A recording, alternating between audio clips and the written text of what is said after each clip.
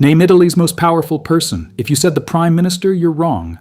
There's a family that has run this country for over a century. It controls Ferrari, Jeep, the banks, and the newspapers. Today, you will learn exactly how they rewrote the rules of power. The year is 1899. Italy has been a unified nation for less than 4 decades. The north is industrializing, but the south remains largely rural and poor. Across the entire country, there are almost no cars nor roads meant for them and no market waiting for either. Giovanni Agnelli looks at that problem and sees an opportunity. He comes from a military background, but he has one skill that matters more than technical knowledge.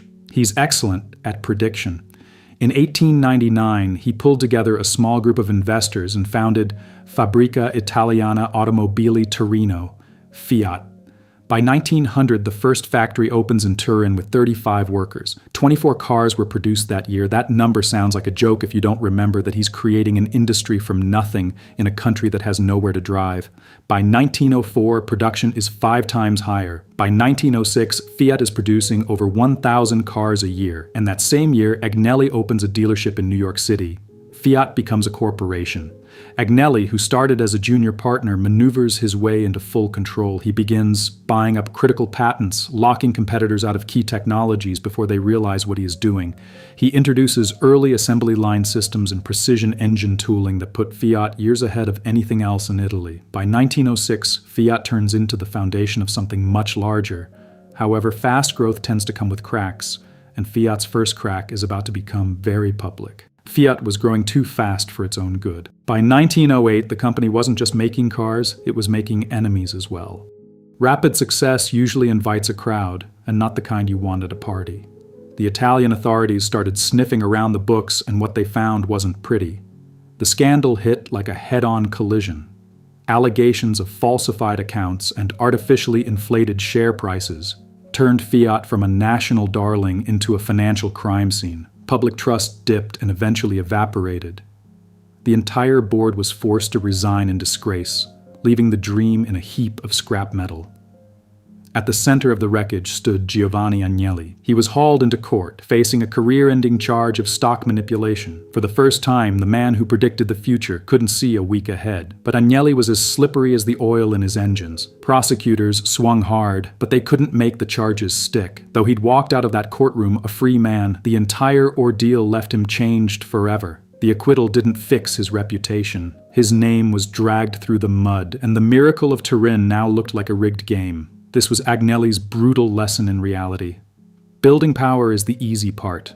Protecting it from the people who want to take it is where the work begins. He started working like a strategist. He became less trusting, more insulated, and more surgical about his alliances. He realized that pure business is a glass house, and external forces can throw stones whenever they like. If Fiat was going to survive the next century, being the best car maker wasn't enough. He needed to become untouchable.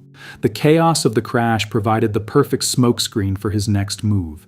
A system far bigger than simple car sales was beginning to take shape, one that would turn a mere CEO into a king in the shadows. If he was to be protected from ever having to stand in a courtroom again, who would he have to bargain with? Liking it so far? If yes, hit like and subscribe if you haven't already. When World War I broke out in 1914, Giovanni Agnelli saw a growth spurt disguised as a global conflict. He pivoted Fiat's entire production line to supply the Italian military with trucks, tanks, airplanes, and diesel engines. By the time the war was in full swing, his workforce had exploded to over 30,000 people. Agnelli tied his company's bank account to national security, ensuring that if the country wanted to fight, it had to pay Fiat. The profits were staggering, and so were the accusations of war profiteering. To bury the scandal, Agnelli funded the political rise of Benito Mussolini in the same year. When critics attacked Fiat's massive war gains, Mussolini repaid the investment by simply erasing the company's records. By the late 1930s, this alliance helped Fiat dominate the industrial world with a force of 50,000 workers. When World War II erupted, the assembly lines shifted again to supply Mussolini's army and Nazi Germany. However, by 1945, as the Axis powers crumbled, Agnelli voiced sympathy for the Allies to save the family name from a post-war reckoning. Agnelli lived long enough to see his empire handed over to the next generation. He died on December 16, 1945, from pneumonia.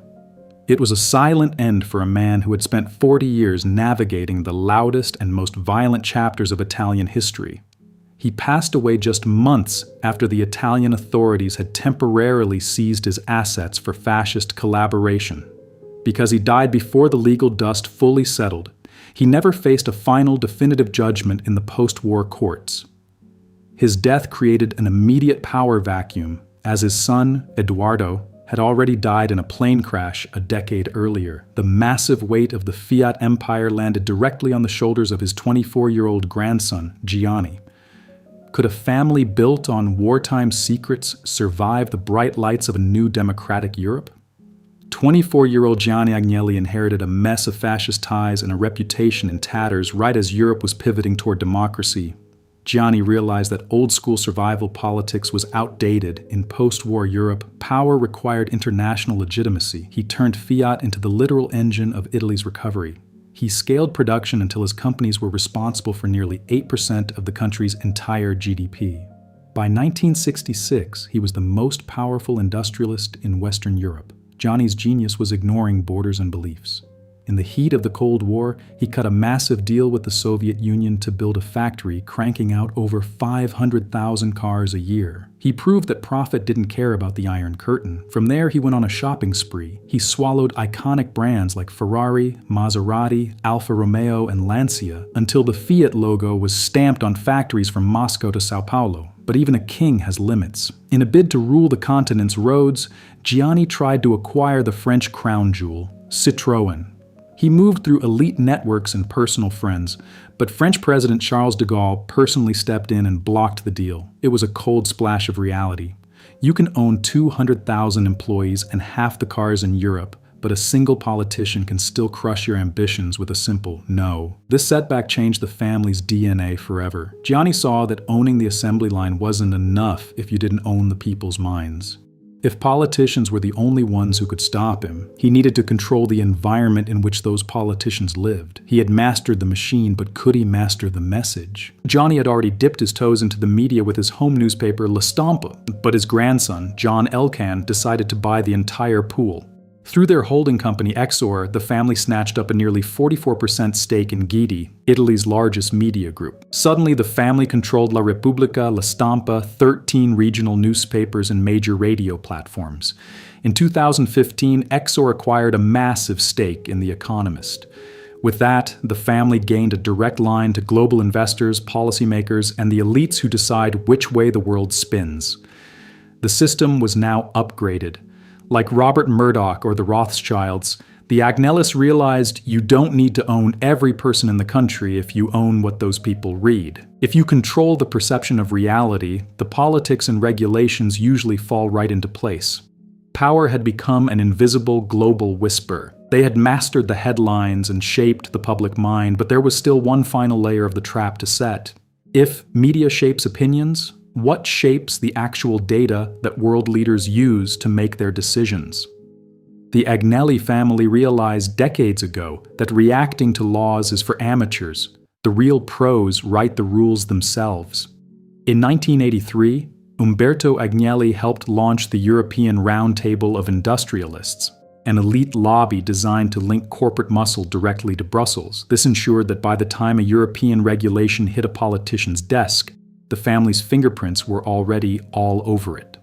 To cement this structural freedom, the family's holding company Exor moved its legal base to the Netherlands in 2016. Officially, it was about a simpler structure, but in reality, it was a way to escape Italy's strict corporate rules. It transformed them from an Italian powerhouse into a borderless European giant with the flexibility to move capital wherever the profit was higher. But the ultimate upgrade came through information. The family gained a window into the world's research trends and investment signals by taking a major stake in Claravit, a global giant in data and analytics. They can now spot the next boom in AI, energy, or pharmaceuticals, while everyone else is still reading yesterday's news. But even with the world's information at their fingertips, there is still one final, unpredictable layer of human life they had to conquer to remain truly untouchable. If you own the facts and the figures, how do you make sure you also own the one thing data can't always predict, the human heart? People don't follow systems, they follow what they love. Walk back to 1923, Edoardo Agnelli becomes president of Juventus. Football in Italy is way more than a mere sport. It's identity. It crosses class lines, regional divides, and political beliefs. A working-class man in Naples and a banker in Milan can despise each other completely and still bleed the same black and white. Every trophy Juventus wins is an emotional deposit into the family's account. Loyalty built on passion runs deeper than any business contract ever could. Then comes Ferrari. In 1969, Fiat acquires a stake. By 1988, the family controls 90%, including shares once held by Enzo Ferrari himself. Fiat owns everyday mobility. Ferrari owns aspiration. Between those two products, the Agnellis have covered every Italian regardless of what they earn or dream about. When Ferrari eventually goes public, the family structures the deal to retain 48.1% of voting rights.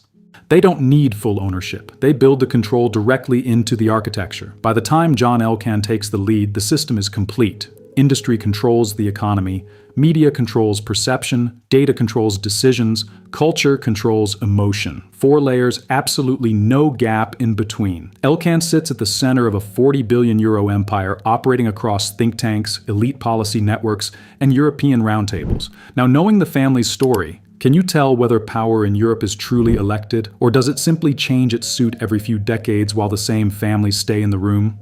If that made you think, subscribe. The next story is just as interesting. History does not just repeat, it rhymes. So make sure you're listening for the next Money Echoes. Subscribe, and I will see you in the next one.